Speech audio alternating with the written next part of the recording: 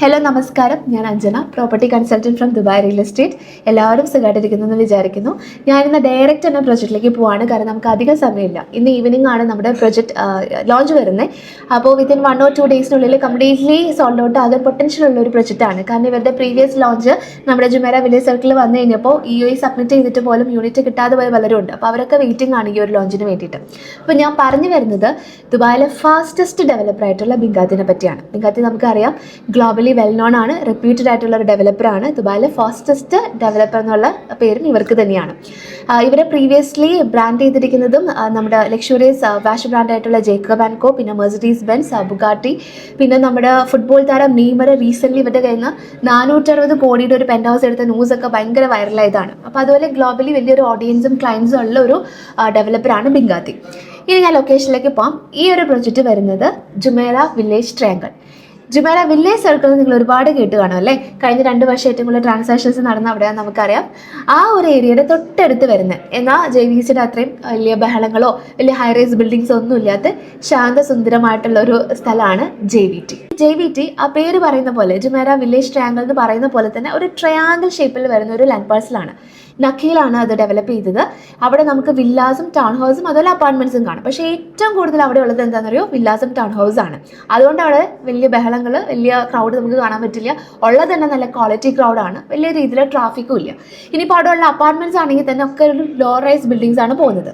അപ്പോൾ JVTയിലെ first iconic ടവറാണ് ബിങ്കാത്തി കൊണ്ടുവരാൻ പോകുന്നത്. ഇനി JVTയിലെ കണക്ടിവിറ്റി പറയുകയാണെങ്കിൽ, ഒരു സൈഡിൽ നമുക്ക് E311 ഷെയ്ഖ് മുഹമ്മദ് ബിൻ സായ് റോഡാണ് വരുന്നത്. ഒരു സൈഡിൽ നമുക്ക് അൽഖേർ റോഡ് നമ്മുടെ JVCനെ കവർ ചെയ്ത് പോകുന്ന അൽഖേർ റോഡ്.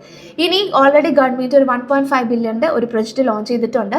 അൽഖേർ റോഡിൽ നിന്ന് നമ്മൾ അത് എക്സ്റ്റെൻഡ് ചെയ്ത് അൽഫേർ റോഡ് എക്സ്റ്റെൻഡ് ചെയ്ത് ഇങ്ങനെ നമ്മുടെ എമിറേറ്റ്സ് റോഡിനെ ടച്ച് ചെയ്യുന്ന ഒരു പ്രൊജക്റ്റ്. അങ്ങനെ നല്ലൊരു കണക്ടിവിറ്റി ഉള്ള ലൊക്കേഷനാണ്. ഇനി നമ്മുടെ എൻ്റയർ ദുബായുടെ മാപ്പ് എടുക്കുവാണെങ്കിൽ, ഈ ദുബായുടെ സെൻറ്റർ എന്ന് പറയുന്നതാണ് ഈ JVC, മോട്ടോർ സിറ്റി, ഈ പറഞ്ഞ സ്പോർട്സ് സിറ്റി, പിന്നെ ദുബായ് പ്രൊഡക്ഷൻ സിറ്റി. അപ്പോൾ ഒരു പ്രൈം ലൊക്കേഷനാണ്. അവിടെ ഡെവലപ്ഡ് ആയിട്ടുള്ള ഒരു ഏരിയ തന്നെയാണ് JVT. അവിടുത്തെ ഫസ്റ്റ് ഐക്കോണിക് ടവറാണ് ബിങ്കാത്തി ഇന്ന് ഈവനിങ്ങിൽ ലോഞ്ച് ചെയ്യാൻ പോകുന്നത്. ഇനി ദുബായുടെ സെൻറ്റർ ആയതുകൊണ്ട് തന്നെ JVTയിൽ നമുക്ക് എല്ലാ ഇമ്പോർട്ടൻറ്റ് ലൊക്കേഷനിലേക്ക് വിത്തിൻ 15 to 20 മിനിറ്റ്സിൽ എത്താൻ പറ്റും. Dubai Autodrome, Dubai Marine and Harbour, Dubai Festival City, ഇവിടേക്കൊക്കെ വെറും 10 മിനിറ്റോടെ നമുക്ക് എത്താം. അതുപോലെ Palm Jumeirah, Expo City, Burj Al Arab, Jumeirah beach, ഇതൊക്കെ വളരെ ഇമ്പോർട്ടൻറ്റ് ലൊക്കേഷൻസ് ആണല്ലേ. ഒരുപാട് ടൂറിസ്റ്റുകൾ വരുന്ന ഒരു ലൊക്കേഷനാണ്. ഇവിടെയൊക്കെ നമുക്ക് ഒരു 15-20 മിനിറ്റ് കൊണ്ട് എത്താം. നമ്മുടെ അൽ മക്തം ഇന്റർനാഷണൽ എയർപോർട്ട്, ലോകത്തിലെ തന്നെ ഏറ്റവും വലിയ എയർപോർട്ട് ദുബായ് സൗത്തിൽ വരുന്നത്, ഒരു 20-22 മിനിറ്റ് കൊണ്ട് എത്താം. അപ്പോൾ നല്ലൊരു പ്രൈം ലൊക്കേഷൻ, നല്ല രീതിയിൽ കണക്ടിവിറ്റി ഉള്ള ഡെവലപ്ഡ് ആയിട്ടുള്ള ഒരു ഏരിയ ആണ് JVT. പിന്നെ ഡെവലപ്ഡ് ആയതുകൊണ്ട് ഓൾറെഡി ഇവിടെ വില്ലാസും ടൗൺ ഹൗസ് ആണ്. അങ്ങനെയുള്ളവർക്ക് താമസിക്കുന്നത് ഒരു പ്രീമിയം ആളുകളൊക്കെ ആണല്ലേ. അപ്പോൾ ഒരു നല്ലൊരു ക്രീം ക്രൗഡ്, ഒരു ക്വാളിറ്റി ക്രൗഡ് നമുക്ക് അവിടെ ഉണ്ട്. അതുകൊണ്ട് തന്നെ എല്ലാ ഫെസിലിറ്റീസും ഇതിൻ്റെ അകത്ത് തന്നെയുണ്ട്. ഈ JVT നമുക്ക് 9 ഡിസ്ട്രിക്റ്റ് ആയിട്ടാണ് ഡിവൈഡ് ചെയ്തിരിക്കുന്നത്.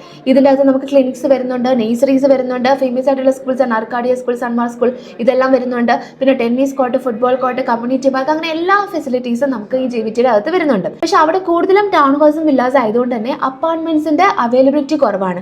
അതുകൊണ്ട് തന്നെ അതിന് ഹ്യൂജ് ഡിമാൻഡും ഇപ്പോൾ റിയൽ എസ്റ്റേറ്റ് മാർക്കറ്റിലുണ്ട്.